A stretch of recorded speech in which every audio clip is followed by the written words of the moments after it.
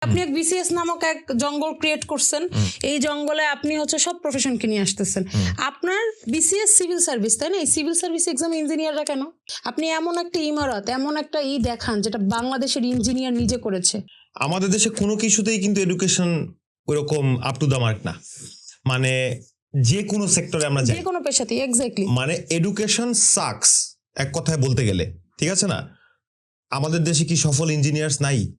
থাকছে না তো, আপনি তো রাখতে পারছেন না আপনার দেশে। তারা বিদেশ যাচ্ছে। হ্যাঁ, আমি আমার আপনি দেশের তাদেরকে কাজ, সিভিল সার্ভিসে নিয়ে আসছেন। হ্যাঁ ও হচ্ছে না আমার, হ্যাঁ। ঠিক আছে।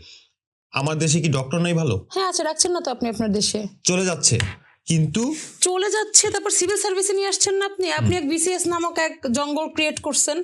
এই জঙ্গলে আপনি হচ্ছে সব প্রফেশনকে নিয়ে আসতেছেন। আপনার বিসিএস সিভিল সার্ভিস, তাই না? এই সিভিল সার্ভিস এক্সাম ইঞ্জিনিয়াররা কেন? তাদের জন্য আলাদা সেক্টর করেন না ভাই। পদ্মা সেতু করতে আপনার বাইরে থেকে ইঞ্জিনিয়ার আনতে হচ্ছে। আপনি এমন একটা ইমারত, এমন একটা দেখান যেটা বাংলাদেশের ইঞ্জিনিয়ার নিজে করেছে। নাই তো, যেটা করেছে ওইটা যেটা নিচে থেকে করেছে- হচ্ছে পানি উঠে ওই যেটা করেছে সেটা ধসে পড়ে মানুষ মরে গেছে।